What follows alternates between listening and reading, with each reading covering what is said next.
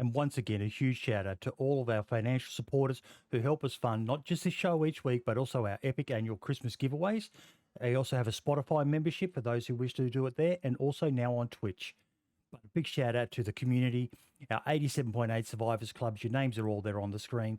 Our podcast bosses, Kenny Baker, Cinnamon, Broken Fret, and Reed Roy, 2 new members there. Thank you so much.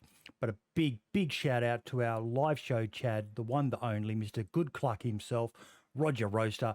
But just know, everyone, that all of you are legends who, just by watching the show each and every week, help keep us going strong. Thank you all for your support, and we hope you enjoy this week's show.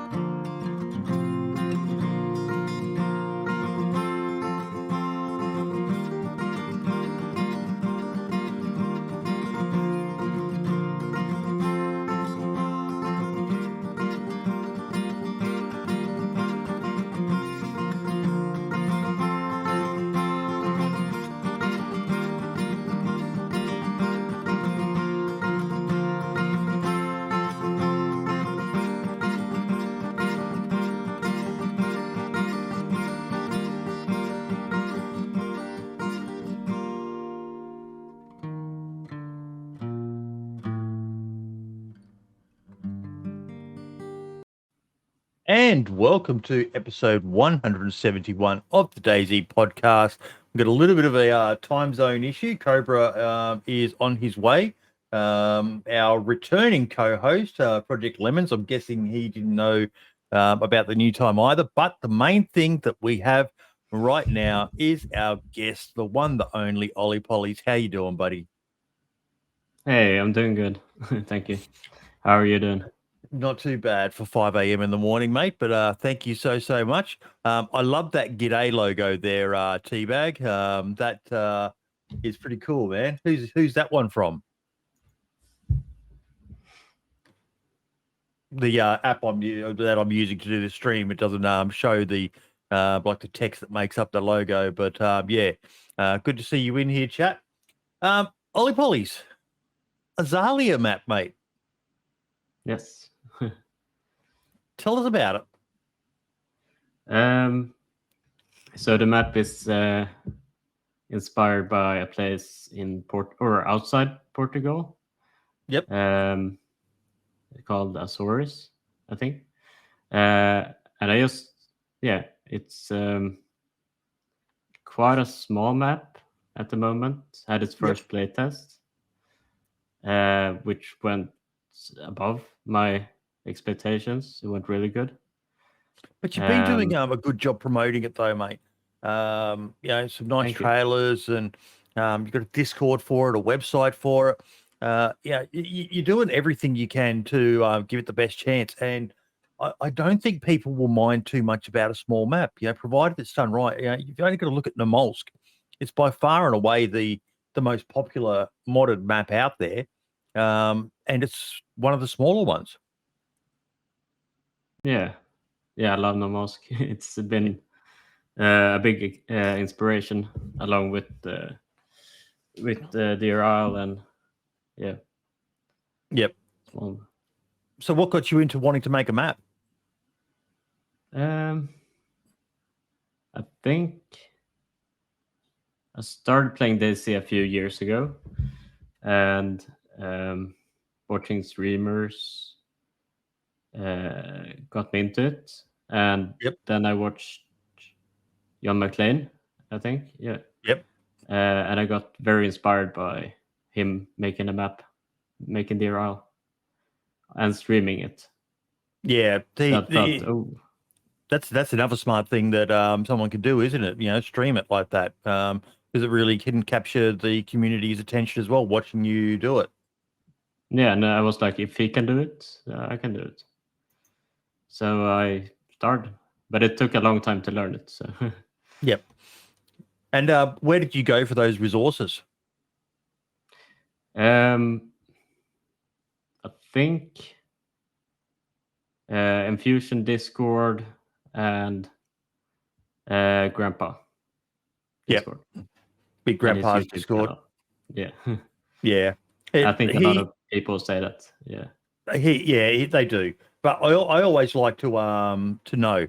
Cobra's just joined. I think he's just setting up his webcam. Me? Yep, can hear you, buddy. The lovely big Intel logo there. But we've got you up for now. I've just got the new rigging, the new B90, which I've been setting up for the last 6 hours. So I've all of these settings to set up. But anyway, yeah, I'm going to be in and out, mate, because I've been trying to sort this out, and it's proving a bit of an issue right now. Mate, tech is challenging at the best of times for me, mate. So I feel your pain. So ignore me for a little while. Let me try and get this resolved, and then I'll be back in. No worries. So yeah, it's great that there are places like Big Grandpa's Discord and the Modders Discord and all the rest of it to help people who want to learn about all this sort of stuff, isn't it, Ollie? Yeah, it's not like what is out there is really good, but I think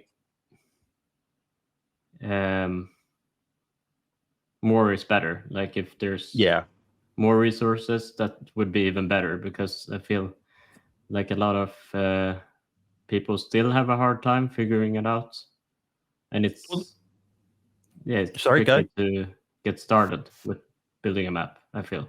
Because the question I have often is, what are the resources like officially available through Bohemia? The wiki is good, but I think the DayZ wiki. There's like developer wiki, I think, but that alone would probably not be enough. So you have to like combine a lot of resources to be able to get where you want to go. Yeah, look at these dogs in chat there, mate. Bloody that other lower quality podcast coming in here to steal the spotlight. Yeah, I see you guys. Well, I love those lads. They just said they can't be here long. Is about to head out. Just wanted to say how much they enjoyed Azalea. Really looking forward to December, which is again just shows you doing stuff right, mate. You don't have to worry about that. That's just made up drama. We love to poke at each other every now and then. I love what those guys are doing with their podcasts. They're just absolutely killing it, especially on Spotify. But yeah, no, I love that you've got that countdown for what is it, 26 days now? When I looked at it yesterday to the release. Oh yeah.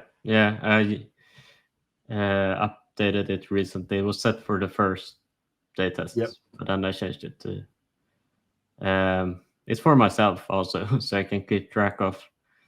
Okay, this is how many days I have left to work on the map. I mostly do it in my weekends, time off. So it's not a lot of time to spend on it as I would like to have. But I'm just going to bring it up now, just to show people the quality of your website, because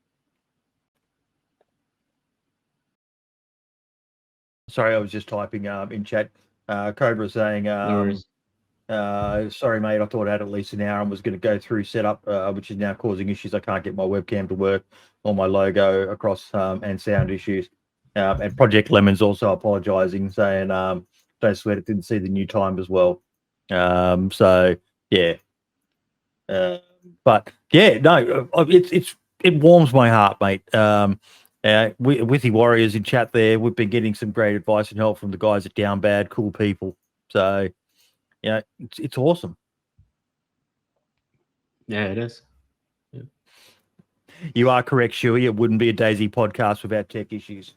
So, you shared with me some screenshots, mate. So let's have a quick look at some of them. Yeah, sure. I didn't want to give too much away, and to be honest, I've had a bit of a break. And a lot of stuff going on in real life or other stuff. So that's why the playtest would have been this weekend, but I postponed it 1 month. So more time to make it even better. So talk us through what we're looking at as I bring up each image. Okay. This is... I could show you in game, but this is one of the main roads, or it's the main road. Looking down at the water. It doesn't like show a lot. No, I think it's quite a beautiful looking little image, mate. But yeah, I like how the trees are, and that's one example. I lined the trees up, had the same scale on all of them, and I showed DOJ, and it was like, "Oh, you need to like rotate them more, tilt them a bit, do it like this." And I was like, "Oh, but I go by Google Earth quite a bit to get realism in and like how it looks in the real place." And that's how I got some of the ideas from. And this is a new custom cabin. I got modeled by what's his name? Fishy, who does the buildings for Bitterroot. Oh, okay. He's really good at buildings. And it turned out great, I think. But he would be someone interesting, I think, to get on in the future to talk to about the challenges of creating custom assets to DayZ. Yeah. I would do that stuff myself, but it's like a whole new thing to learn, and he's so good at it. So why? It's obviously a mill base. Yep, I'm working on it. It's a mill base on top of a mountain. And here's a custom helipad.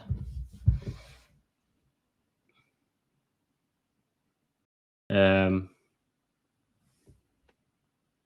hunting area, which I put a lot of focus on for the next playtest. It was like a spawn zone, and the spawn zone had a bear that spawned when you spawned. And I remember a few people like running mass, and they got like attacked by the bear, and I was like, "Oh, what have I done?" And yeah, it didn't turn out too bad, but I realized I could have put more work into this place. All the smoke asking in chat there, if using Google Earth, what area was the map based on? Azores. It's Sao Miguel, I think. Chimney's just written that Sao Miguel Island in the Azores. Thank you, Chimney. Oh, that's nice. I like that. Yeah, I tried to do a lot of stuff, like, as I said, based on the real place, and then from that, turn it into my own, or like adapt it to gameplay and DayZ, and how I can do it. That's nice. Crocodile Island. And there's no crocodiles in the real place, but I thought it'd be fun to, because when you see a mod as good as Hunter's crocodile mod, you got to sit there and look. geez, how can I incorporate that? Because those crocodiles are amazing in that mod that he made. Yeah, they sure are. Like when they come up to you, you get jump scares. The first time I added it to the server, I was like walking around testing stuff, and then just a crocodile from nowhere. Yeah. And I've never seen. And this swim attack is brilliant. Oh. Yeah. Again, that's nice as well. Nice old soccer pitch. Yep. That's a beautiful view, mate. Yeah, I tried increasing the view distance, but this is only an editor that you can see this far. But in real life you can see this far, obviously, but not in DayZ. With the And there we go. We're back to the start. No, that looks really, really nice, mate. I'm quite impressed with what you've created there. And it's great seeing what's his name, DanceOfJesus, giving you those bits of advice. That yes, he did talk about it in the interview I did with him. But it's great when he still just sends a reminder out, because it's obviously a lot to take in when you are creating a map. Is this the first map you've ever created? I started with a really big map based on an island in Japan, but I realized it was too big and would have taken me years to complete it. But it was really cool. It was called Dogo Island, I think. It's like a round leaf-shaped island. And there was actually another map creator that was working on the same island at the same time, and I didn't know about it.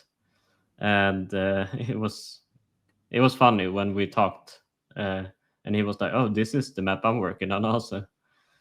And then I was like, "Okay, I gotta change map." And I looked all over Google Earth, and I found.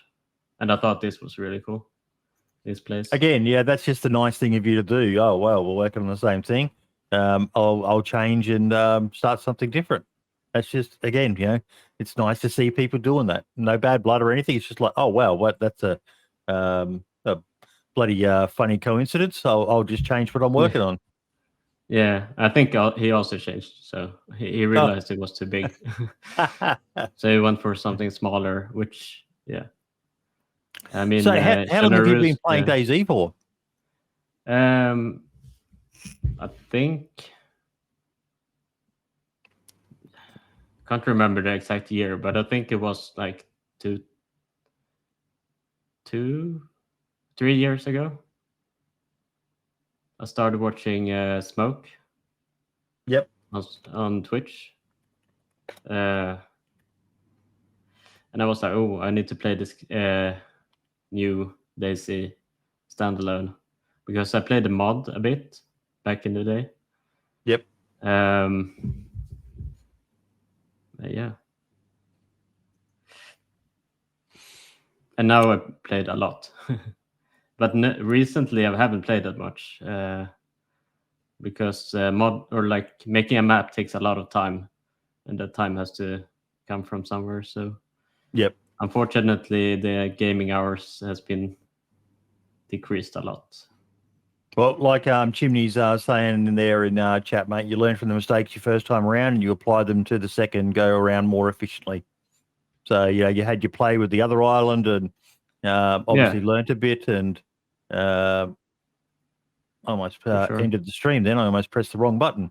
I'm still getting used to all this. Like someone said earlier, it wouldn't be a DayZ podcast without tech issues. There you go.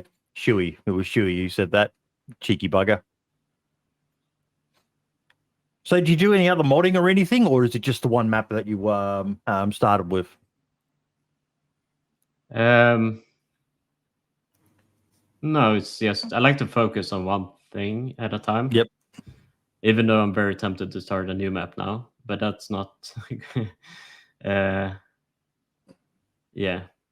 think the guest we had on just the other day is doing so many different maps at the same time, and I'm like, how do you focus on that? I'd be like you, mate. I'd just be I need to put all my attention on one thing. yeah, I think it's different people, but yeah, for me that works best. I think to really get into it, and I think about the map a lot, or when sometimes all day, like I could do this here and that there, even when I'm not working on it. So what else can you share about the map with us? I know you were umming and ahhing about what to share, what not to share.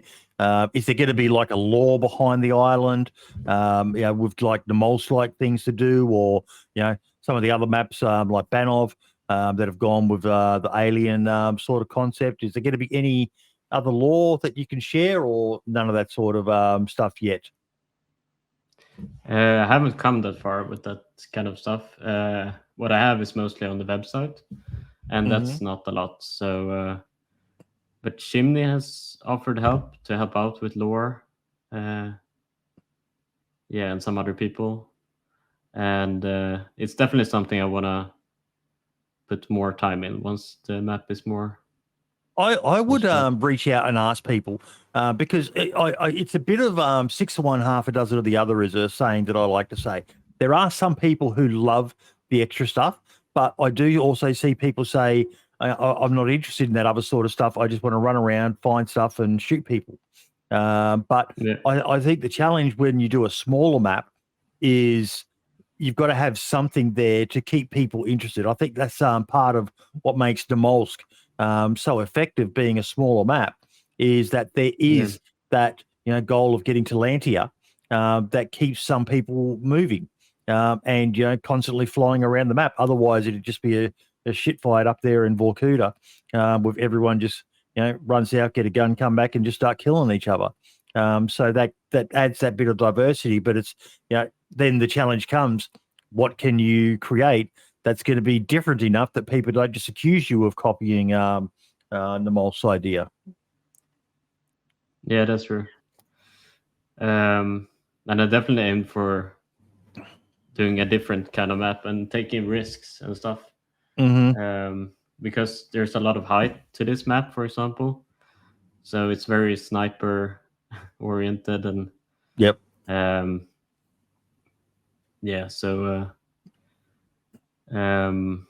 but it has a very big bunker that I added very early on. And that was the thought with that was to have like something to strive for. So you can't get in immediately. You have to like collect a key card or.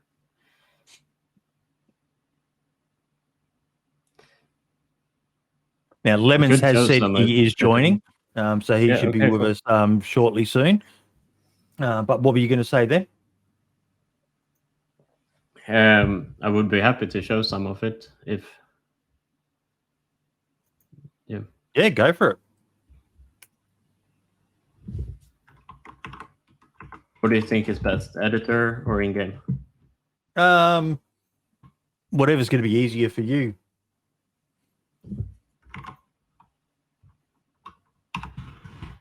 Okay.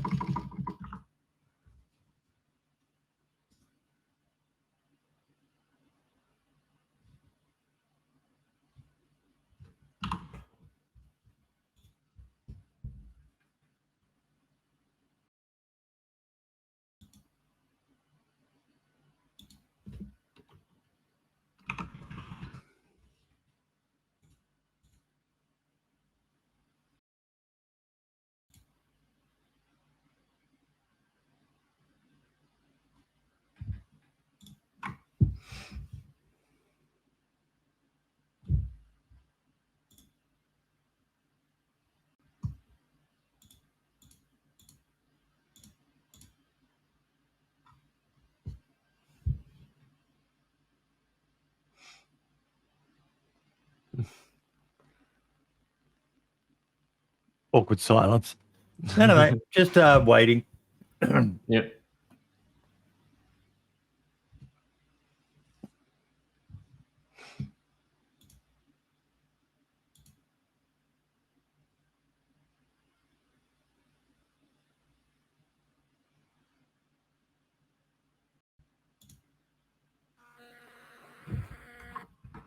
It's a good time to share now, or wait? Yep.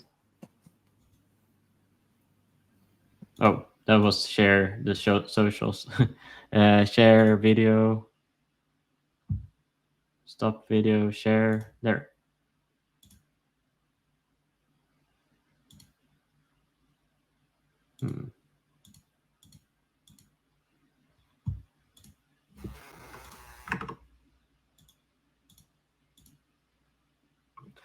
The window doesn't come up. And we're learning something new every time we do the show. Let me just check. Is there a setting that I need to turn on to allow you to You can share. I can share, but it doesn't show DayZ. Unless I do the whole screen. I could do the whole screen and just try that.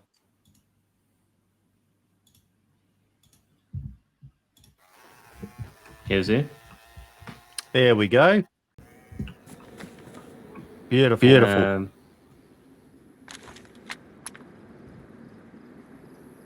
Yeah, I guess I don't need the F11.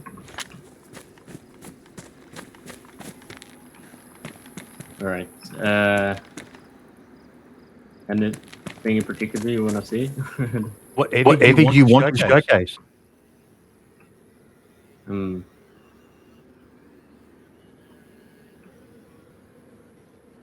Start with this existed in the last playtest though, but this is the entrance to the bunker.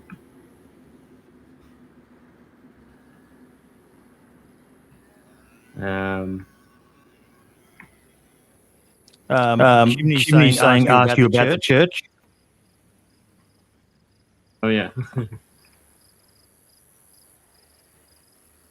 This is one of the places we looked at Google Earth a bit extra and tried to make it as close as possible to the real life place, and I think it turned out quite good. I think this is what Jim is referring to.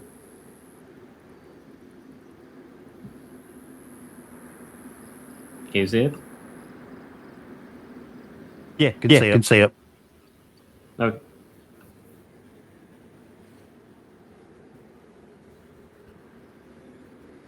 Oh, I like that.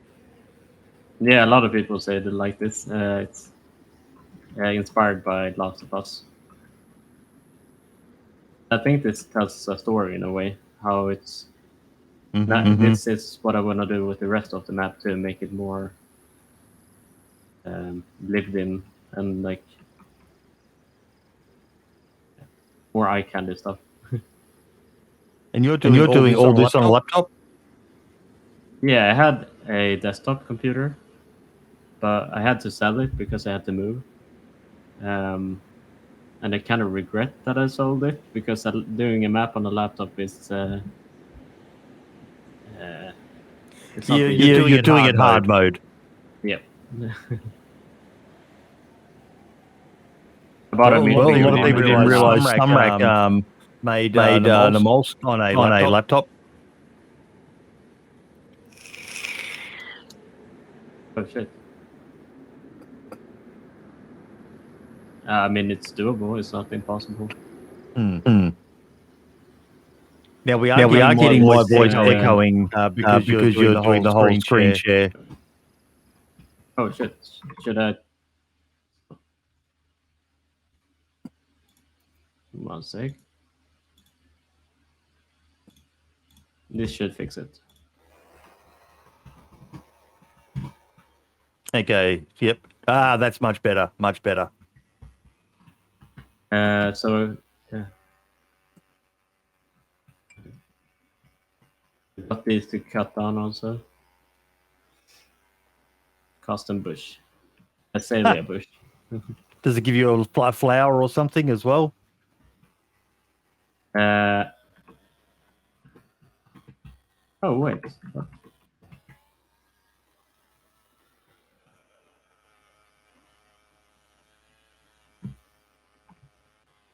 So it gives you this little flower.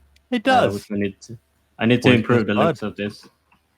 Yeah, I'm not gonna tell what it does, because then I would be spoiling too much.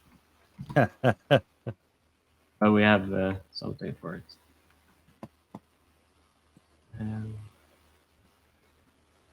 Yeah, this is pretty cool also. Over here.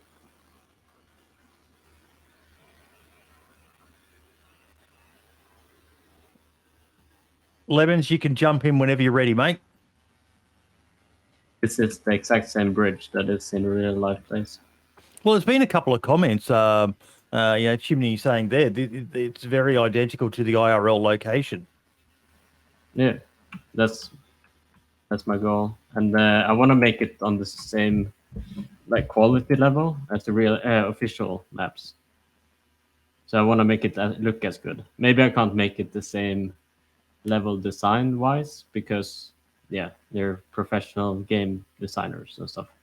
And there's also limitations with the assets. You've got to. You can't obviously get everything custom made to look exactly like it is locally. That'd just be either insane amount of time or a hell of a lot of money. Yeah, for sure. The guy that made the bridge, he surprised me with this. It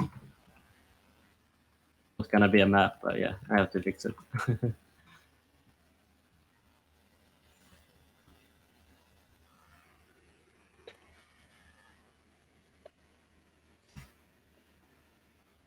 What else?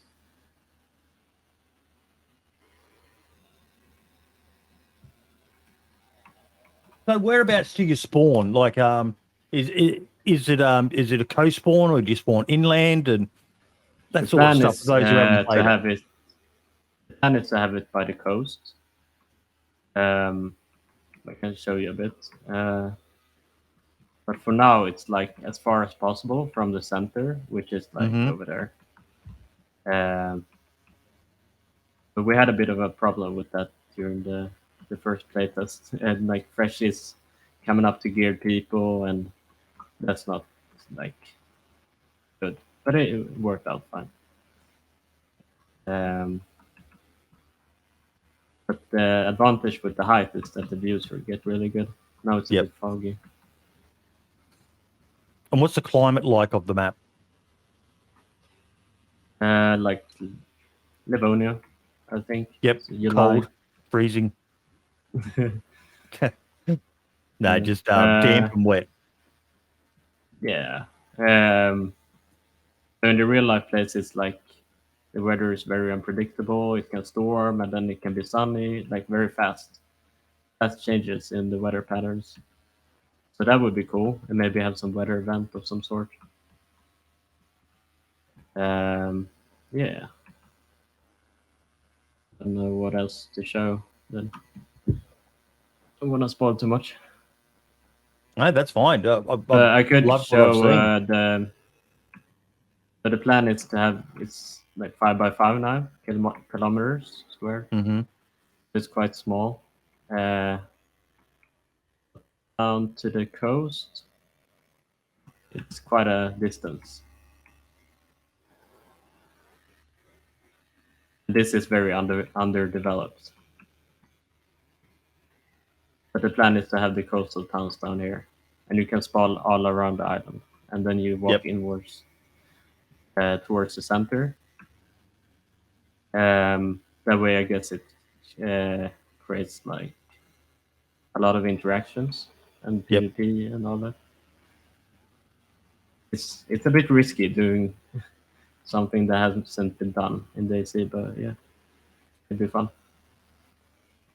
Nothing wrong with taking a chance, mate. Like they said earlier, you learn from your mistakes and you bounce back and you have a go at it in a different way. Yeah. It's gonna take some time to finish all this, but I'm just taking it part by part, like Maddie does with Bitterroot.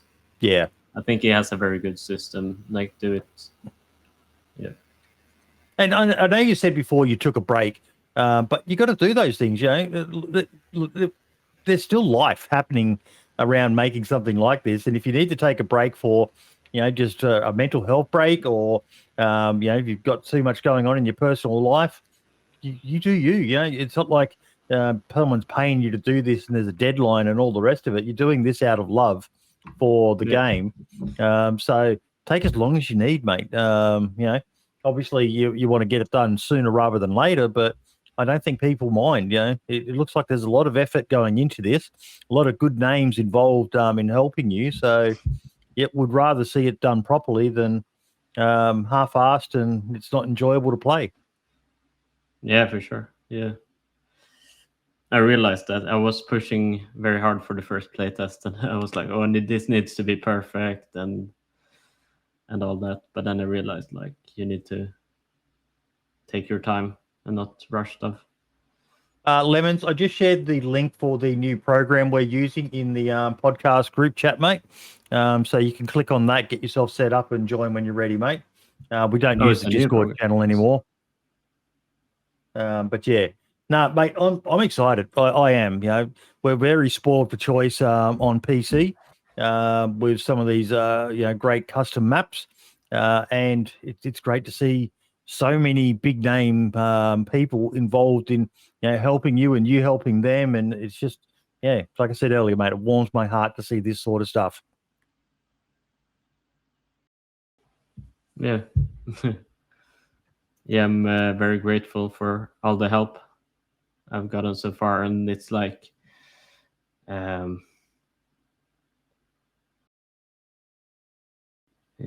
lot of people helping. Yeah.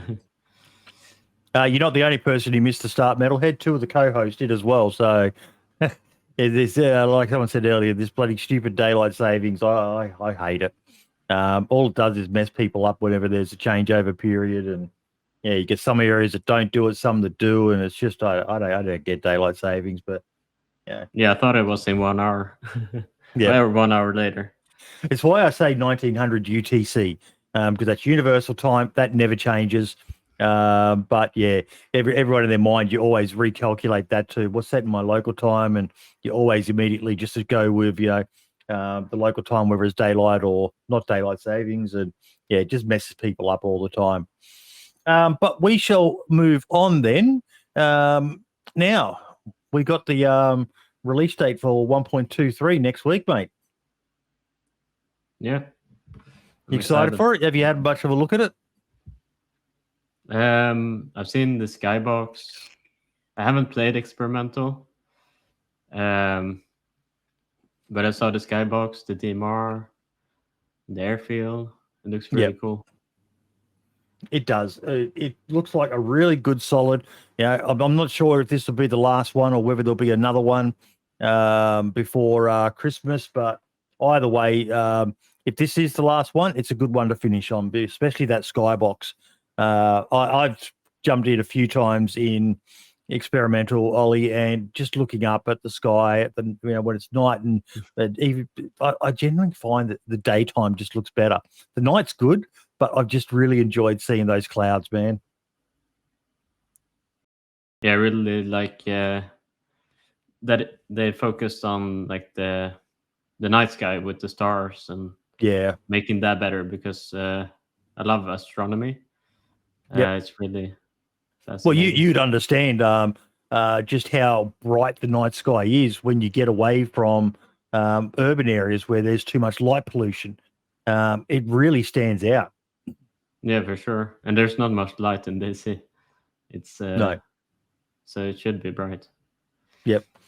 If you ever get the chance, take a pair of night vision goggles with you when you go out and look up at the night sky with night vision. It's mind blowing just how many more things appear in the sky. Oh, really? I never heard of that. Yep. No, I did that even back 20 plus years ago. With the old night vision from back then, you would still look up and it'd just be like, oh my god, there are so many stars. And they're all obviously way bright. We're talking about real life. Yeah, in real life. Oh shit! Okay. Yeah. But no, definitely, it's definitely worth a try. But maybe you can answer this question because we've got the skybox, and I don't know how detailed it is, but my understanding is that a lot of the stuff from DayZ is quite accurate to the real world.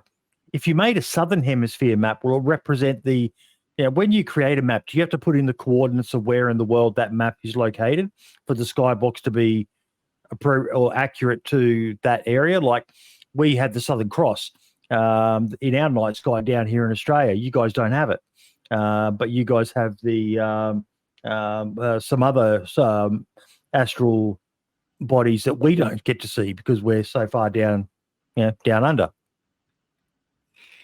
No, that's a great question. Yeah,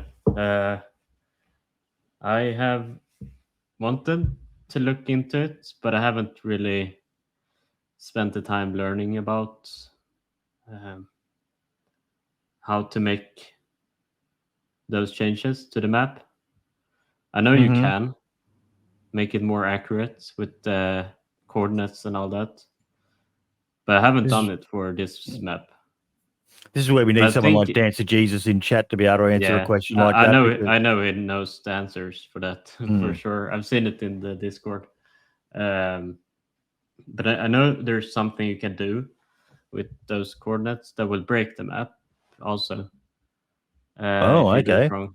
So, or yeah. I don't know if that's true though, but if I remember correctly. But that would be cool to make it like accurate in that sense with the. But no, either way, I'm excited for next week, and everyone finally be able to get their hands on the DMR and the new Northwest Airfield, and it's just I'm very, very excited for it. But the other big thing that happened during the week that we have to talk about, not really DayZ related, but you can't not talk about the Day Before trailer. Did you watch it? Is there a new trailer? Yes, and a release date. And oh my God. Release date for, what was it again? For the Day Before game. Yeah. Well, I'll bring up the video now because that game has like made a really poor reputation by they need to. It's a classic example of there's so many different theories as to why it's been so bad, but yeah. Okay, let's just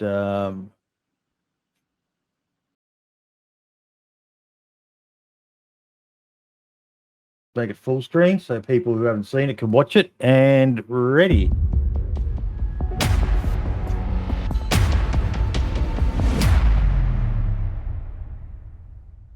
The Day Before offers a uniquely reimagined journey into post-apocalyptic MMO open-world survival. Artfully developed by Fantastic and brought to you by the publisher Mytona. The open world of The Day Before is beautiful and richly detailed, set in the present day on the U.S. East Coast, following a deadly pandemic. Engaging at all times, beautiful and richly detailed, set in the present day on the U.S. East Coast. Okay, so you've been playing with maps of late. A question I'd like to ask you is, do you agree that it's beautifully rendered and detailed and all the rest of it? That scene looks really good. Could be something out of The Last of Us or something. Because I don't. I think it's to Unreal. me, it looks okay, Unreal. but at the same time, it doesn't look mind-blowing. This game was meant to be the DayZ killer, the next DayZ killer, and the best thing. But I don't know. It looks okay, but maybe it's just my inherent skepticism because of all the weird stuff that's happened around this game, like from not copyrighting the name, and then these weird volunteer systems, and I know a lot of that's just cultural stuff, but it's we'll keep watching. Following a deadly pandemic. The game begins after you are rescued by the survivors of the Woodbury colony, your new refuge and safe home. See, now even that, the stuff that's been coming out about the clear theft of IP from other titles, from The Last of Us, from The Walking Dead, it doesn't give me a lot of hope, Ollie. It makes me think that this is very shoddy and just slapped together with whatever they could think of. What's something that's a buzzword? What's something that'll, catch people's attention? Oh, yeah. Woodbury. Oh, New Fortune. And, yeah, I guess I don't know. I mean. Yeah. From now on, the doors of Woodbury will always be open to you. But first, you will create your unique character. Select a personality, choose a gender, and customize every detail. Immersing yourself in our vision of post-apocalyptic America. See, I do like the custom character creation. I do like that, but at the same time, it's never really been an issue for DayZ. Most people don't really care what their person, but I get that some people might. Role players will definitely love it.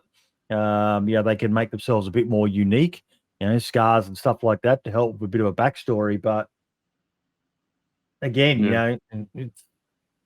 But you have the same character here. Even if you die, you keep your character, right? Yeah, I think. Well, in this game, I don't know. There's so much we don't know. Are working to. Sorry. Nope. It's just like.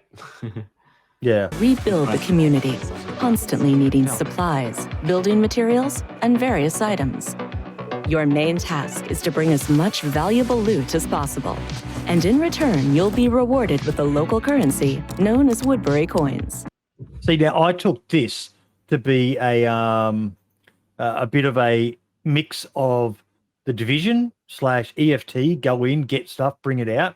A bit of State of Decay in looking after a community. Again, nothing really groundbreaking there. What did you think, Ollie?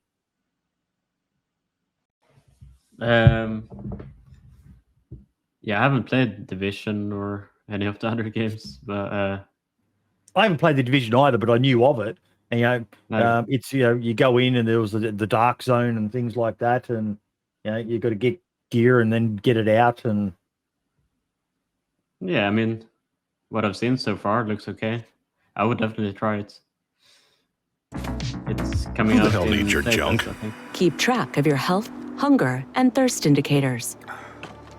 And remember, dangers are everywhere here, ranging from the vicious infected to other players who are ready to take everything from you. We've designed survival in this world to be a thrilling experience. The weapons, which can be modified, are made with maximum realism to ensure that combat remains deep and engaging at all times. Each weapon boasts unique characteristics, as well as realistic reload and recoil mechanics. See, now I watched the clip of the weapons, mate, and that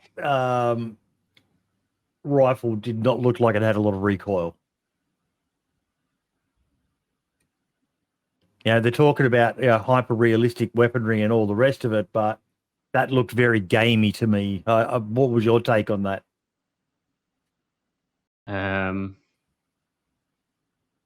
I'm not the best person to ask, but well, just watching. Yeah, you fired guns in DayZ. Like the SKS would probably be a good comparison. Deep and engaging at all times. Each weapon boasts unique characteristics, as well as realistic. There's literally no recoil in that. Just a very, very slight jump. And anyone who's ever fired a rifle from the standing position while moving, you don't. Yeah, I don't know. Lasyen is saying we are spoiled for realistic guns in DayZ though. But here we go. Our boy Lemons has finally joined the show. How you doing, buddy? Can you hear me? Can hear you loud and clear, my friend. Beautiful. How's it going, guys? Good. Great to have you back on the show, mate. Great to have you back, even with the issue with the time. But it wouldn't be a DayZ podcast without technical issues, would it, Lemons? Oh, absolutely. It's great to be back. Lemons, the day before trailer. We'll continue watching this, and then I'll get your thoughts. But yeah, so quickly, what do you think about the weapon recoil? I agree completely with what you were saying. Like, it just doesn't look realistic. Like, they're saying one thing, but the stuff they're showcasing just. Yes. I think the word you said, like, it looks. You said gamey. I think. Like, I totally agree with that. Like, it almost feels kind of like some of the older Call of Duty games, where it's just like it seems way too, I guess, kind of muted, like the recoil. Yes, that's good. Good way to put it, muted.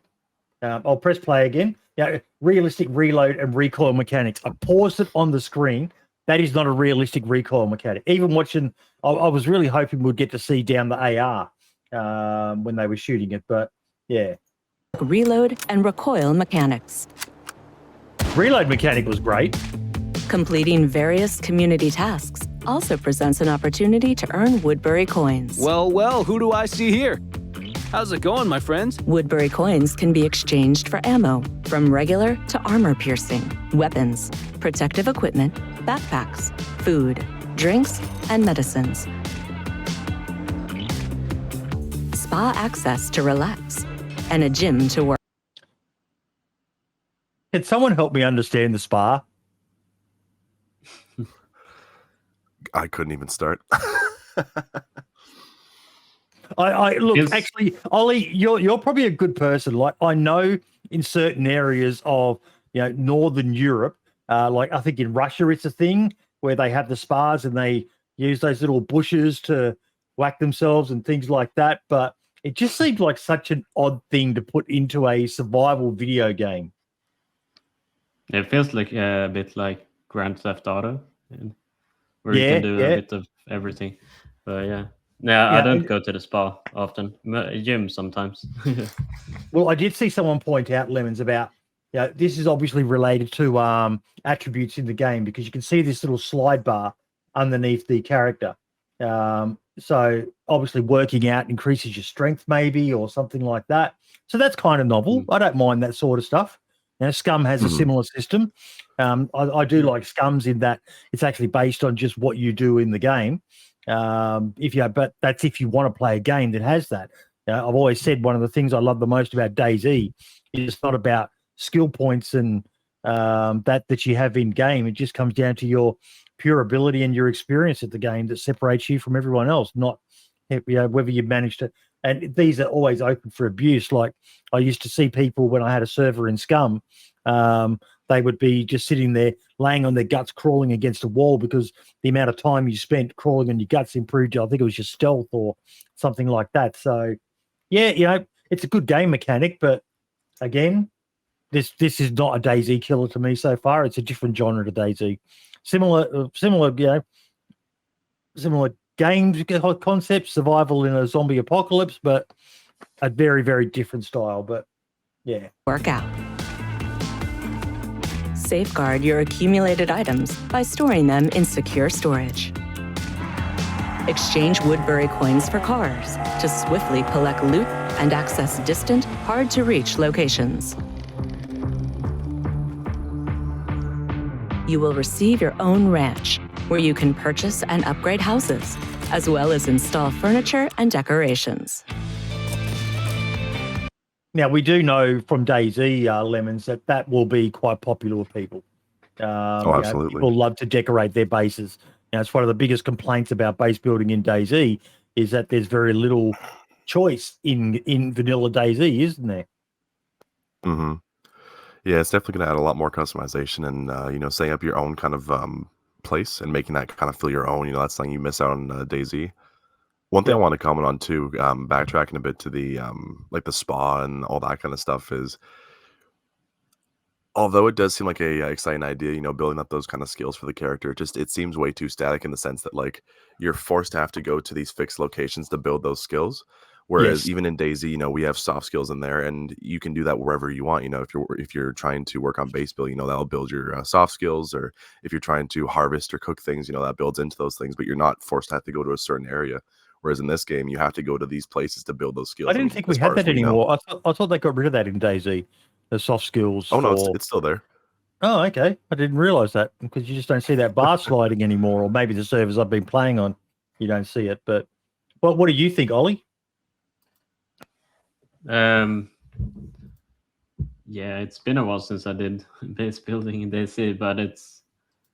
Or just more about this. I like that you this can. game. Yeah, I like that you can add your own touch to it and like have the option to add all this stuff. I agree totally with Lemons though that the scum system is much better, where it's just something you can do by just playing the game normally, not having to go and sit there in a gym holding a button while you work out. I think that's a bit of a miss idea, Lemons. I think you bang on the money with that. It almost reminds me of the old if you ever play like the old Grand Theft Auto games where you had to go to the gym and like work out your character, and Yep. San Andreas or one of those, but it just doesn't fit that content much. The ranch serves as your cozy, safe oasis amidst the post-apocalyptic chaos. Welcome to the next generation of post-apocalyptic MMO open-world survival games like never before. Immerse yourself in the day before. The day before, early access December 7.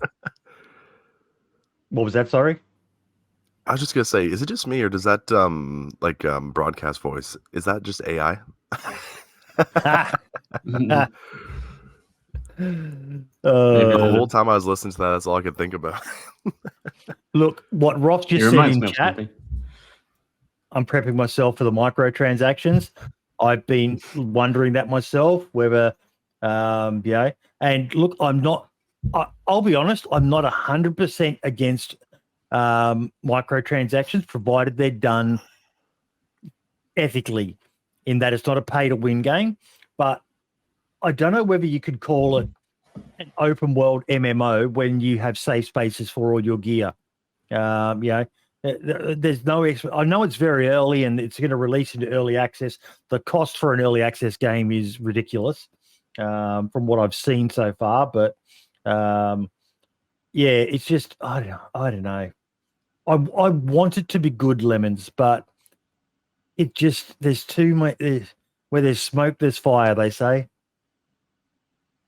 All it looks like is they won money and they created a project to try and get as much money as possible. And when they actually got the money, they didn't know what to do because they weren't expecting it to happen and to catch that quickly. So then they were, they had their tails between their legs and they're saying like, oh crap, because they didn't even know what they're going to do. So within the time constraint and the money they had, they tried to do as much as they could, put as much together. And honestly, a lot of the features and the animations and stuff in there could just be stuff they bought off like the Unreal Marketplace. Yeah. Yep. That again, did that look a bit like that to you, Ollie? Because you saw some of the assets they were using. Did that look like a lot of, easily available stuff that's out there? It could be, yeah. I mean, they definitely have the money for it, considering how much they got crowdfunded. You can buy a lot of stuff from Unreal Marketplace. And yes, Hunter, we are finally back on Twitch again. Now that Twitch allows multi-streaming, I am going to take advantage of it. I love multi-streaming. So we're back and with this new platform that we're using, we're actually streaming to 4 platforms: Facebook, Twitch, YouTube, and Twitter. We stream on the DayZ Podcast Twitter. I deleted after the show, but just get out there to more and more people. Nothing wrong with doing that. Multi-streaming is good. But I don't know. I want it to be good, but I totally agree with what you just said, Lemons. It's kind of I really believe that they didn't expect it to get as big as it did, and then it was kind of like, oh shit, what do we do? And they're rapidly trying to I don't know. Anyway, let's get back to a real game after we do our quick sponsor read.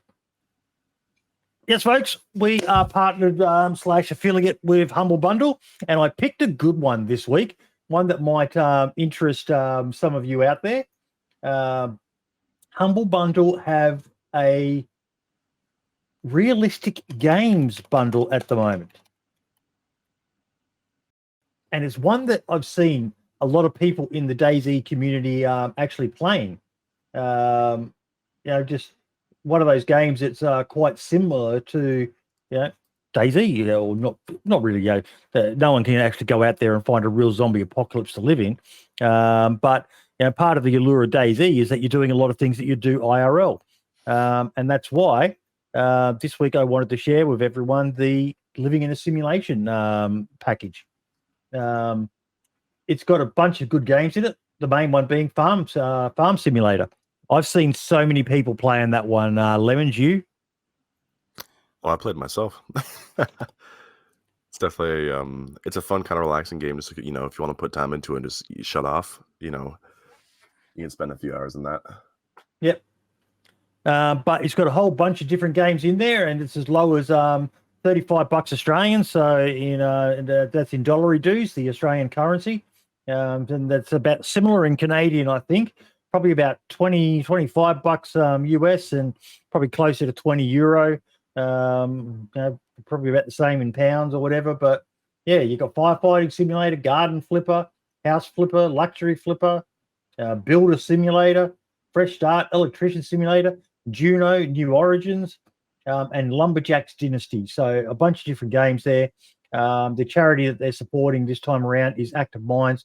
This offer's valid for 4 days, folks. So if that interests you, use that link, and you can buy yourself a game much cheaper. Like, I reckon you'd probably pay that price just for Farm Simulator at 19 alone, Lemons. Would that be about right? About that, yeah.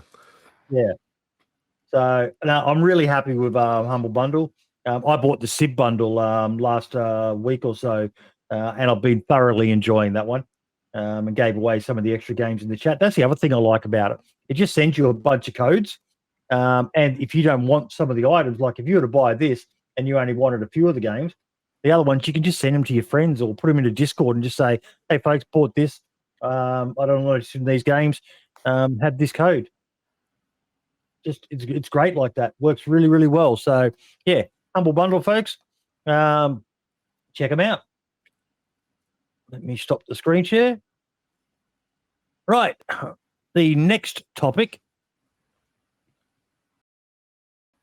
10th anniversary leaks. Now, we had a few images shared in the DayZ Podcast Discord, the 87.8 Survivor FM Discord. I'm going to ask people not to. And I'm going to ask people to don't jump on Twitter or share stuff without marking it as a spoiler. Because there's 10 years of DayZ is a pretty big deal, isn't it, Ollie? Yeah, I guess it is. I didn't realize it was 10 years already. 10 years, December 16 this year. And what I think it's important is for people to allow people to find stuff themselves this time around, or allow the dev team to actually, surprise us. There's nothing wrong with wanting to delve through the files if you want to, Lemons, is there? Oh, no, by no means, But as, like you said, it's as long as you keep it to yourself, If you want to share it, if you have some sort of just putting a spoiler on there, having that kind of preface to it, because some people might want to have that for that event, and want that, the anticipation and the hype for it, so. Yep. And because I've seen there's some shirts and some other stuff. That's about all I'm going to say. In-game stuff. I don't know if they're doing any IRL stuff, but I think it's in everyone's best interest, just mark it as a spoiler in our Discord. I haven't banned it. I've just created a special thread so that, if you want to see it, you can click on that thread and join that conversation. Otherwise, you don't have to worry about just randomly scrolling through and seeing that, oh, great, okay, they're doing that. Oh, I didn't know that. But yeah, so maybe this time around, folks, just be a little bit more subtle about where you share this sort of stuff. I know there'll still be people who'll get the videos up straight away and all the rest of it, and we've got no way of stopping them from doing that other than maybe asking them to reach out to Scotty and the team and see if they're happy for you to share it, because allow them to build a bit of hype and without sharing everything. Think of it like when you're dating someone. It's always nice to have a bit of a mystery for what's underneath the wrapping, isn't it? You like that analogy, Lemons? That's a good one. I actually saw a good one related to you. Sorry, go for it. Oh, no. What were you going to say? Oh, sorry. I was going to say, I saw a good analogy for that for your sort of region of the world, Ollie, up there where it's absolutely freezing. And during winter, when you go outside, you have to have 10 layers of clothing on and all the rest of it. And it was a guy and a girl, they'd hooked up and they go home and they're wearing their big overcoats. And it's like 3, 2, 1, and they rip them off to see what's underneath. And the girl's absolutely hot and the guy's a big fatty bumble like me. And it's like, for the girl. Again, my mind works in weird, wonderful ways, but I got to see what wearing all those layers of clothing was like when I went to Mongolia and Russia and that. And oh my God, you have to put on a lot of clothes to stay warm in those sort of areas. Yeah. That's why it's always bugged me in DayZ that you can't layer clothes, Lemons. I know. People have tried it, through mods, but it's just such an interesting like constraint game-wise where you can do it, but just making it feel right in a sense. But so keep those leaks to yourself. I'm excited to see what they come up with. The few things I have seen look really nice, but I really don't want to see any more. I want to be able to find it, watch the trailer myself, or with everyone here if we want to watch it together, and just enjoy it as it naturally should be. Okay. We don't have Cobra, so there's no Cobra's spotlight. So what we will do is we will jump over to our boy Lemons. Mate, where have you been? What's been going on? It's been a lot, man. I've just really been doing a lot of stuff IRL, so I haven't had that much time to commit to the community. So that's why I'm very happy to be back, be on the podcast, especially, and doing things here and there. So it's definitely a breath of fresh air for sure. And Zagoria, what's happening with that, mate? I've been doing a bit of stuff coming up to 123, like a lot of performance things and just using the new assets they put in. Has the Northwest Airfield rework been a challenge for you? Made you have to go back and change stuff that you'd done with Zagoria? Oh, I purposely haven't done anything to Northwest Airfield because I knew that there was, for the longest time, they wanted to do work for the airfield. So luckily I didn't put any changes there because I anticipated that at some point that was going to be reworked. So, Ollie, you know about Zagoria, do you? I've heard of it, but I'm not familiar. So, Lemons, just in case there's people watching who are unfamiliar with what's happening with Zagoria, and for Ollie's benefit, do you want to explain what Zagoria is all about? Yeah, for sure. So Zagoria is a environmental overhaul for the Chernarus map, to bring more content to the console community. So there's a lot of new points of interest in towns and cities and stuff like that, and just kind of trying to change the general environment of what they have in Chernarus. Because one of the biggest downfalls that they have currently with the map is there's not a lot of environmental storytelling. That you don't see much of the background of what happened pre-apocalypse to now, like the government and the military and how the civilians responded to it and all that kind of stuff. So that's where Zagoria kind of tries to fill the gaps and add more to the lore and the storytelling and environmental side of the map. So no, that's cool. How long have you been working on it? I guess at this point we're getting close to the 2-year anniversary, which is pretty exciting. Oh, nice. But it's definitely been a fun project, and it's currently one of the largest expansion projects they have on console right now. So it's just nice to be able to provide them a new experience, and especially considering the fact that there's not that much modded content on console, being able to give them anything at this point, is just something new for them. So a new project or a new game to play or a new experience, because they've all been playing on Livonia and Chernarus for the past, how many years now. So anything new is definitely a breath of fresh air for the community. And was the console community happy to have you back, Lemons? Absolutely.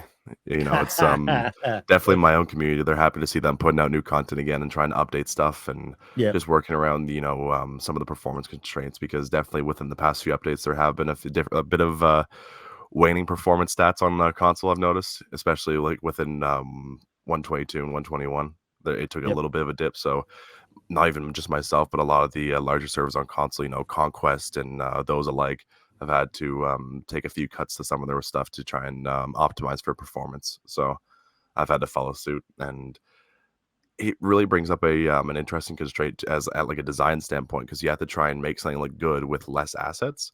So you have to work hard to kind of think outside the box and see how can I take, you know, half of what I'm working with to make it look just as good as what I had before.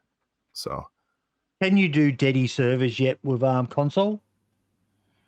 You can't do Deddy yet, no, but you can, like, technically they are Deddy that we're hosting through Nitrado, but you can't have anything like hosted independently through your own hardware yet, unfortunately. Sorry, that's what I mean. Yeah. So you can go to Nitrado and pay for your server to be the only one on that server unit. Oh, you can't yet, but I'd definitely like to have that as an opportunity. You know, I know some servers, you know, when they become bigger in the community and they have more backing from, you know, players, they will have their own separate machines given to them by Nitrado. And that's just something that's given to them, you know, to help with the community and provide more for, you know, performance and stuff like that, because they are larger servers. And at the end of the day, they need that kind of performance. So that's something that's given to them. But at a public standpoint, they're still, you know, trying to work with all that kind of stuff. I can't comment much on some of the things they want to do, but I know within the next few months, there's a lot of stuff they're trying to push for, and it could make a really big difference. In full disclosure, Lemons is partnered with Nitrado, folks. So if we do have any questions, Lemons is a good person to, you know, if you've got any comments or anything, raise it. And Lemons has the connections to make sure that feedback gets to them. We've been critical of them in the past, but at the same time, they do provide the service. So we need to work with them. And let people know what people want in the community. And, you know, that's part of what the DayZ podcast is about, is trying to help, you know, get the best possible quality stuff for everyone out there. And our beloved console brothers and sisters, you know, Deddy servers, it's great to know that there are some servers that are getting that capacity, because it is important, isn't it, Ollie, to have, you know, all the hardware you need to support a high pop server. Yeah. Yeah, it is. I've been going with GTX, and got offered. What's his name? Muddy Waters helped me out with the second server. Yep. So yeah. Awesome. Okay. Anything else going on in the console world that we need to be aware of, Lemons, now that you're back in it? I'd say one interesting thing is Lyco's the creator of Conquest, which is also another very large community on the console side of things, is currently working on a new Conquest server called Conquest Divisions. Conquest Divisions or Conquest of Visions? Divisions, yeah. Okay, yep. It's a very interesting concept. You know, I've had a chance to speak with him about it a bit. I'm not sure how much of it I can give out. He is still working on it very hard. You know, he's got a lot of stuff, like he has custom bot integrations where it's going to be like this, like control points and a lot of cool things like that. But it is very cool, some of the stuff he's putting in there, and it's really going to create a lot of new experiences in the console scene, you know, and just, you know, new game modes and stuff like that. Because, you know, as crazy as it sounds, especially on console, you know, using like the Discord bots and stuff like that, they can really use that to create new game modes and create things where it's like you can actually control points of the map, and it will pop up on like an interactive guide and show you like what factions have what parts of the map owned and stuff like that. You know, there's a lot of cool things. That's pretty cool, man. There's a one server right now called Unwritten RP, and they were able to take advantage of the logs that are given from Nitrado, where if a player is to walk on top of a letter, like a piece of paper, and they emote, they'll be DM'd by the bot on Discord, so they can write a custom letter that's attached to that piece of paper, so that when someone else walks up to that piece of paper in the vicinity, they'll get DM'd by the bot saying what's written on that letter.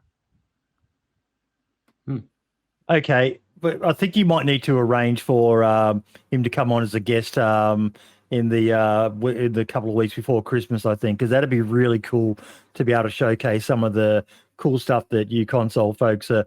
It blows my mind, Ollie, what they're able to achieve for console with the limited tools at their disposal. Yeah. No, I have no idea what kind of tools you're using. But it's Lemons? Pretty much yeah, none. it's cool.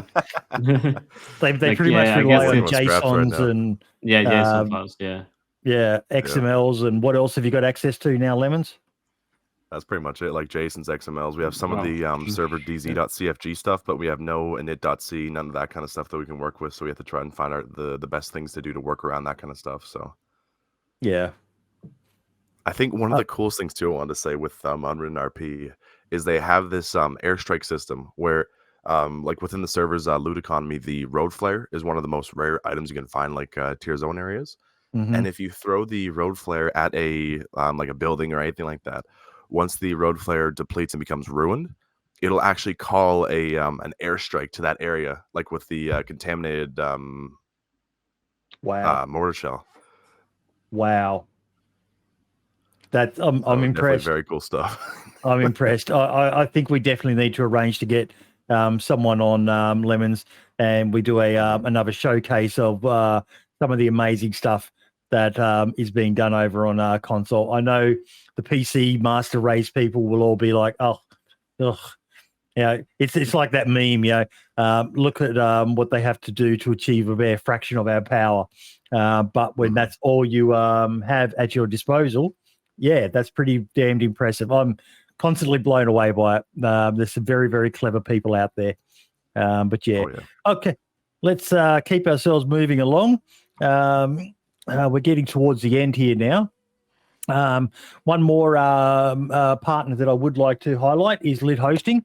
Lid Hosting is a website provider based in Finland with servers in the EU area.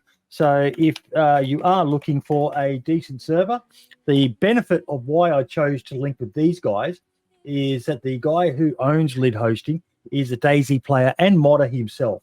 So if you're looking for someone who understands the troubles that you have as a creator for or as a server host for DayZ, look no further than Lid Hosting. Their prices are pretty good comparison. They've got server bases in Helsinki and Falkenstein, offer all the usual protections. One of the things I love is the free trial they offer, so you can take them up and just see how their server compares to the host you already have. And yeah, I'm a big fan. I wish they serviced my region, but then again, the guy that Spud hooked me up with locally here in Australia is pretty damn good for the experimental server. We have our own server now, Lemons, but it's only for experimental first person in the Australia region because BI don't offer one, and we saw that was a shortfall. So yeah, but I just shared in chat the link to them, folks. If you want to check them out, I highly encourage you to do so. They've been really good. You can see up the top there, they support us. Connect to 87.8 Survivor FM to stay informed about the latest news, and in return we support them. And every deal you make, we get a little bit of money that we can put back into the community with some of the awesome stuff that we do. So yeah, Lid Hosting, check them out. Now, something else we're doing, a new thing that we are doing, Lemons, is in conjunction with the DayZ Wiki team, an absolute bunch of bloody legends.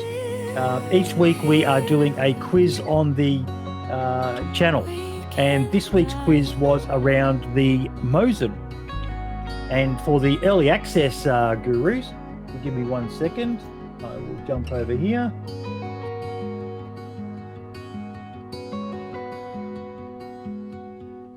View your channel.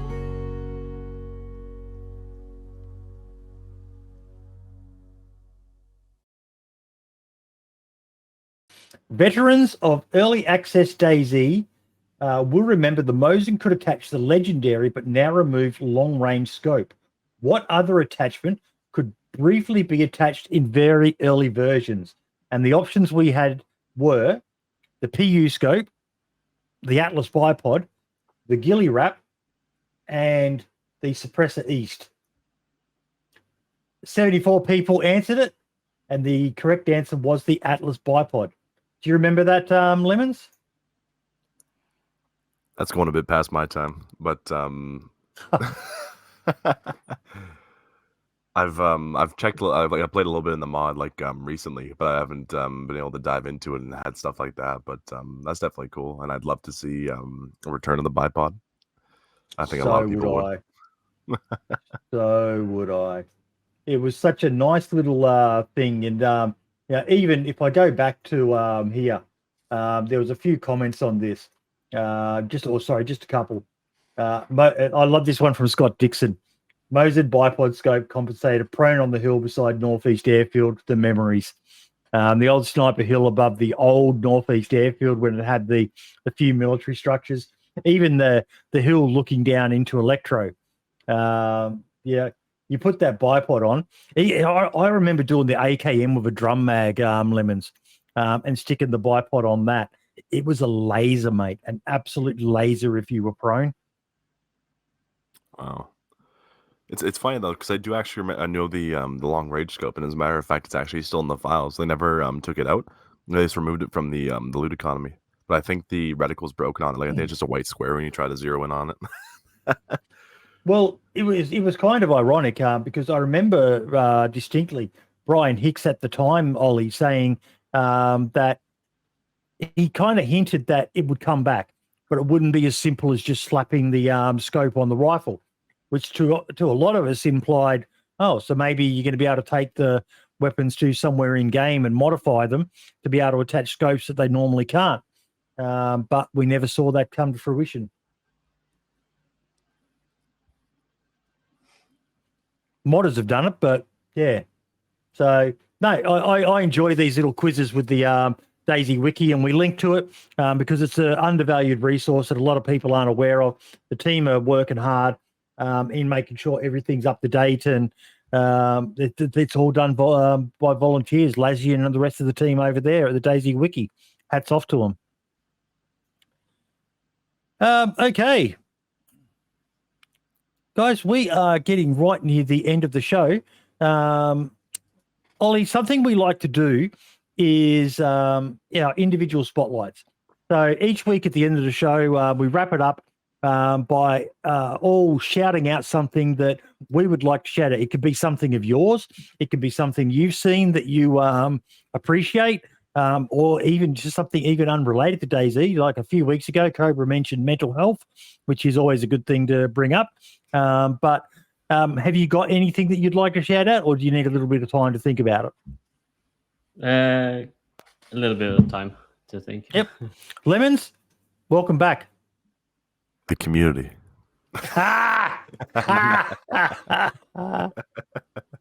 It's a bit of a running gag here, Ollie. The community. Yeah. We ever end up getting those shirts?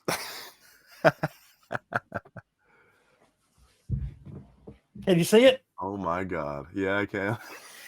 That's awesome. I'll make that bigger. Yep. It's these are available on the merch store. No, it's on the other arm. There we go. DayZ Podcast on the sleeve, community on the shirt. I had to get one. Perfect I had plug to get segue. one. Yeah. Happy plug. Oh, there we go. Oh, look at that. Look at the messages just popped up into YouTube chat there. Oh, look at that merch link, folks.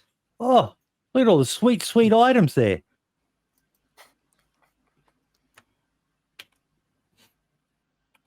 But yeah, no, what is something you'd like to shout out, Lemons? Kind of going back to what I said before, honestly, with the stuff that they're doing on console right now, some of the servers like Conquest and RP are doing amazing things, and I'm so happy to see that people are really trying to push to the extent of what we can do.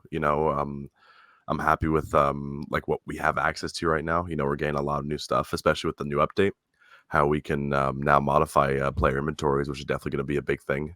One of the, without getting into too much detail about it, one of the coolest features that we're going to have is we can tie player loadouts to the survivor model. So I could see servers like Conquest taking advantage of that and making it so that before you join the server, you could set what player model you have, and that could correlate to a class within the server. So it's going to be like some sort of primitive Arma-like class system. That's pretty cool. That's pretty cool. I'm not going to lie. Again, I'm mind blown. So I think you definitely got to find someone from Conquest and get them on, and we will showcase what they're doing, because that's awesome. Absolutely. Just the creativity in console is just something you don't see a lot. And once you see a lot of those people from console moving to PC, a lot of the stuff they do, it's crazy to see the creativity from those kind of people, because they're forced to have to think outside the box if they want to make something good. And then when they already have, like, when they get all the tools brought like to them, when they're finally on PC, they're off to the races because they already have so much, creativity and stuff to do with it. So big props for the console people. Exactly, 100%. Nearly all of us started on a console. Did you have a console back in the day, Ollie?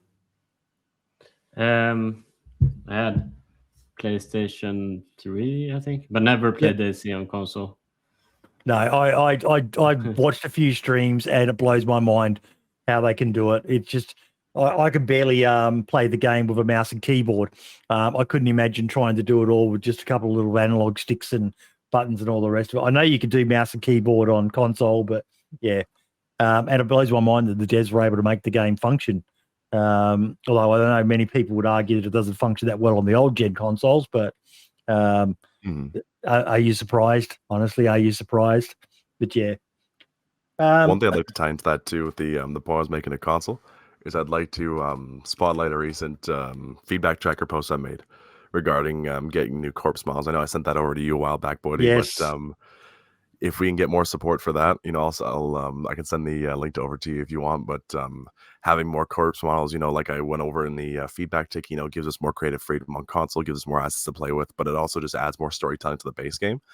And I think that's just small things like that can make big differences, even just in the vanilla world, without having to make big overgrown areas and try to make it look like, something in what's it called? Like in The Last of Us, even just simple things like, having a few corpses in vehicles or slumped against the walls and alleyways, I think would make a huge change of tone within the maps. So I've got it up on the screen now, the screenshot you sent me. Feature request Awesome. details, variety of infected corpse models, diverse environmental storytelling, dynamic event groups. I love this concept. I absolutely do. We'll put this in the Discord, folks. But the thing I love, Ollie, and you probably understand that making a map, it's so important to tell a story. And you said, that was sort of what you had with the entrance to that town. All the vehicles there, so that people, when they find it, it's really only something that matters for the first time you do find something. But that's part of the joy of a new map, isn't it?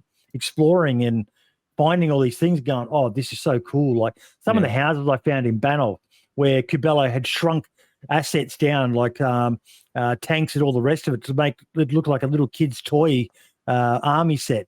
And it was such a nice thing to find. It adds a human touch to a bunch of pixels. Yeah, I agree. Yeah, I'll do. Yeah. Anything you would like to shout out, Ollie? Hard to pick, but we shouted out a few things earlier, but maybe the people that do the events in DayZ. Mm-hmm. I think like Ariana, Chimney, Happy Bombs. Yep. I think that's really cool that they put time and effort into creating these fun events for DayZ. Now, I am going to be a shill, and I'm going to shout out the Spotlight. I've been a bit slack with the Spotlight, haven't I, Lemons?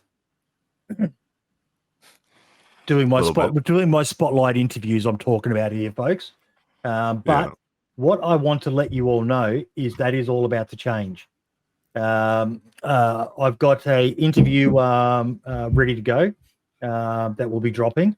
But the big one I am working on is the 12 Days of Christmas. And I'm still finalizing, pardon me, all 12 guests. But for those who've signed up in the Discord to the Spotlight channel, I do have an updated list of prospective and confirmed guests that I will be updating. I'm just scrolling down to it now. So many. Okay, so this is the plan so far of who will be getting interviewed. And these are all being done offline. I'm not streaming these. So almost everyone will get to see them at the same time. I will release these a couple of days early, members only, for our YouTube channel members. as a reward for all the support you've given us over the years. So you'll get to see them before anyone else. But the first interview that I did was the one and only Dean Rocket Hall. It's about 2.5 hours long, folks, and the few people who've seen it reckon it's one of the best interviews they've ever seen with Dean, because I go right into some of the questions that you all have about, the way that we feel DayZ is treated by BI. Yeah, I asked it. Stud Muffin also had a very personal question. I asked that one too, Stud Muffin. But I'm not going to say what that is. You could all see that during the interview. Even Septic Falcon, I think it was, had a challenging question for him. But I've also done an interview with Wobo talking about it. I'm about to, after this, I'll be interviewing the Doug team, Diesel and Dr. Desync, because for those who don't know, they were the very first ever community server. And most of these interviews, they're not about these people per se, but it's about how DayZ's impacted them over the last 10 years. We've spoken to Wobo before. Dean Hall's been interviewed a lot of times, but for 10 years of DayZ, I feel it's worthy of a milestone. So what we're aiming for is 12 different interviews. I've got Dewan, one of the best modders. Toprek's interested. Eugene Harton's interested. JLK. I'm doing one with Vigilante Gamer. Everyone knows how I feel about him. And also, I'm in talks with DayZ's greatest romance and love story, Fubar Bundy and Allen. The Allen, the Dick Pics Allen, if you've seen that video, one of the greatest DayZ videos of all time, if you haven't. Just to talk to people about how DayZ has changed their lives. And these interviews will be dropping over the 12 days of Christmas, day spelt DayZ, little pun there. And one will drop each day. Dean Hall's, I've decided, will drop on the 16th of December, which is the 10th anniversary. Only fitting for the biggest name there to be dropped on the 10th anniversary day. So stay tuned, folks. It's, a lot of work. A lot of work going into this, but it's a passion project. Make sure you select the Alert Spotlight channel in the podcast Discord. And if you're interested in seeing any of these earlier, consider supporting the channel and signing up to become a YouTube member. Can only do that with YouTube members, folks. It's just the way the system works. Appreciate your support any other way. Only the YouTube members will get to see them first up before anyone else. You interested in any of those interviews, Lemons? 100%. A lot of those sound pretty interesting, especially the one with Dean Hall. It was amazing. Oh, it was amazing. He was so incredibly honest and open. I showed it to Vigilante Gamer, and he said it's the best interview he's ever seen with Dean. And that he noticed about halfway through, just because of the rapport that I managed to build, is that he noticed Dean's whole demeanor just changed. It was like, okay, I can be a bit more open with this guy. He understands. Like, he said something in there that only another military person most likely would understand. And just little things like that. It was one of the best interviews I've ever done. The real question is, opus. Now that you've done Dean Hall, you gotta do Brian Hicks. Keep it a pair. I've already done Brian Hicks ages ago. 5-hour interview. Yep. The Spotlight on Brian Hicks, part 1, 2, and 3. We played in game, and that's about a 5-hour interview made up of 3 segments. I have actually reached after the stream. I have actually reached out to Brian again because I would like to speak to him again for 10 years, just to talk about the impact that DayZ's had on his career, the impact that DayZ's had on the gaming sphere. But I haven't heard back from him as yet, so fingers crossed. But he is one of the biggest names in DayZ. You know who Brian is, don't you, Ollie? Yeah, I've heard of him. He helped create DayZ, right, in the beginning? No, that was Dean Hall. But Brian was very closely attached to the project from the beginning as well. He created Survivor games along with a bunch of other. Well, I think it was Soma who actually come up with the idea, and Brian's the guy who had the smarts to make it come to fruition, and they sold that to BI. We actually talk about Survivor games in the interview with Dean, which won't surprise anyone because everyone knows how much I love Survivor games. But yeah. Okay. Let me go down. Ladies and gentlemen, we are almost done. Next week's guest, Jemmy Boo. Yes, we're getting a creator on. Jemmy Boo's a female streamer. So I'm quite excited to get her on. She was absolutely stoked to be asked. And if you would ever like to be a guest on the show, reach out and ask. If we can fit you in and you've got something interesting, we'll showcase anyone, won't we, Lemons? Oh, absolutely. The more the merrier, just being able to show all the nooks and crannies and everything that's possible on PC and console edition, Yep. It just shows how amazing of a community we have. So any way we can support with that. And it's so good to have you back to be able to help with that console stuff, mate, because Cobra and I, we've got no fucking clue on that sort of stuff. And even just the modding stuff, mate. I know you're primarily console, but you understand the nuances of the PC stuff better than I would ever be able to. I am just a dummy when it comes to that sort of stuff. I look at stuff like what Ollie does and I just go, nah, man, I couldn't do that. Sit there and spin trees to make sure that it doesn't look uncanny valley-ish. You know what? We got to do a special where we get you and Cobra on console. Do a stream with you guys playing it for the first time. Mate, I've only got the previous generation Xbox. And it was only one of the S model, I think it was, the real basic one of it. Well, I'll tell you what, you can actually play it on your PC. Because they have it through Microsoft's Game Pass on PC as well. There you go. Might have to try that. Get on there and get abused by console people. Oh yeah. I just walk around with a megaphone going, PC's the master race, PC's the master race. See how many times I get killed, Ollie. Yeah. But yeah, no. Look, thank you all so much. Ollie, good luck with Azalea, mate. Really looking forward to it. 1st of December is the release date. Yeah, that's correct. Yep. And so something not release of the full map, but only a playtest. Yeah. The second playtest. No, excited for it, mate. And let us know if you're interested in doing a playtest server in the Australia region, because we fund the server. Because I know it's easy for you guys to do a server in your own area, but to do one for a relatively small player base, we did it for Bitterroot, and we're happy to do it for any other. It's not just, that was something we only did because it's Matty Ice. It's a service that we provide to, reward the. There's a lot of Aussies who do watch me, Aussies and Kiwis, sorry, who do watch the show, and yeah. Yeah, that sounds interesting. Yeah, so let us know, mate. We'll give you access to the server, so you can set up and control it yourself and then remove it when you're done, which is what we did for Maddie as well. So, yeah, we host a full dedicated server here, and, yeah, happy to help anyone who needs to be able to use it for playtests and stuff like that. Only during the playtest phase. We won't put a server up afterwards. We'll leave that to the many great communities around here to do that. But just for the playtests, it's really good to be able to do that. We're able to do that thanks to the support of our members and donators and people who buy merch and Humble Bundles and lead hosting and all the rest of it. Lots of ways you can support the show, folks, just by watching. Everyone, thank you so much. And we will see you all next week for the DayZ Spotlight on Jemmy Boo. Ciao for now. Adios.